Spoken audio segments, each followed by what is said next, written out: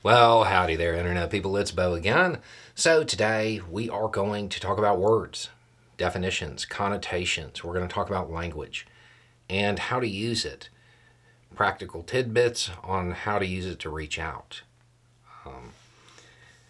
And we'll talk about a quote, and we'll do this because I got a message.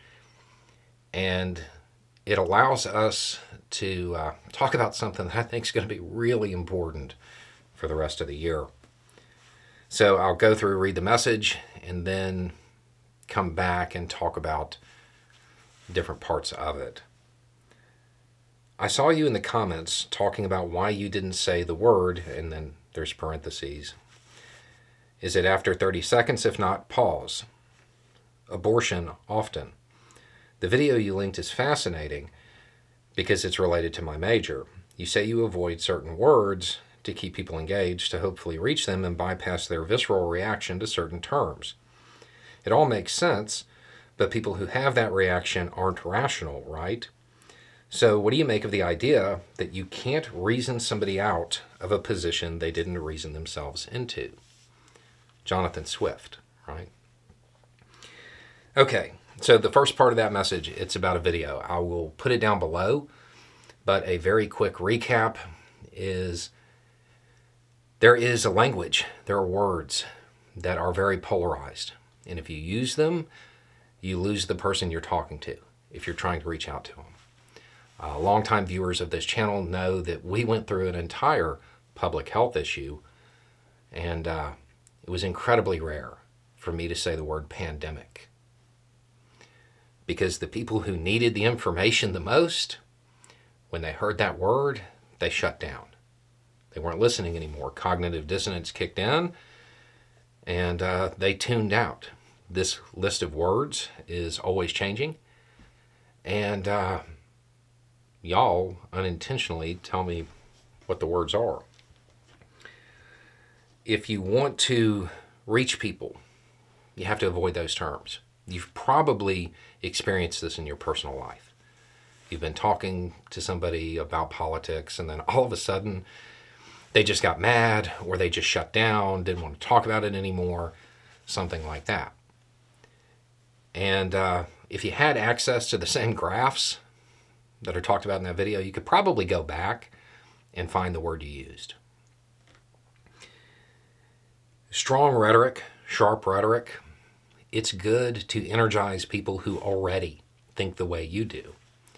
But if you're trying to convince people, not so much. Okay. But people who have that reaction aren't rational, right? So what do you make of the idea that you can't reason somebody out of a position they didn't reason themselves into? Jonathan Swift. That's who that is often attributed to. That's not exactly what he said 300 years ago. The quote has kind of adjusted throughout time. But it's really close to something he said. The thing is, what he said, the more accurate quote, is also a more accurate statement. Reasoning will never make a man correct an ill opinion, which by reasoning he never acquired. Correct an ill opinion, meaning you're trying to get that person to think the way you do. You're trying to correct the opinion that they hold, not just reason somebody out of a position. They're close, but they're not the same thing. If you go back and watch that video, that last minute of it, the danger of using the softer language and just trying to get the information out there, let them decide for themselves, all of that stuff. The danger is that you don't necessarily get somebody who agrees with you, but you do get them out of that position. You don't correct their ill opinion, but you can get them out of that position. This is going to be important, not just because of the election, but because of topics involving foreign policy and climate and a whole bunch of other things. When you look at the polling that has explored this topic, where they ask somebody, a lot of times you see it as like a funny gotcha. You know, what do you think of Obamacare? Oh, I hate it. What do you think of the Affordable Care Act? It's great. I have that. The polarized term. When you look at the polling on it, what you find is that there are about 10 to 15% of people that are up for grabs that can be reached by avoiding those polarizing terms. 10 to 15% of people, that's huge. It's definitely worth trying. And it's going to be important. It's gonna matter.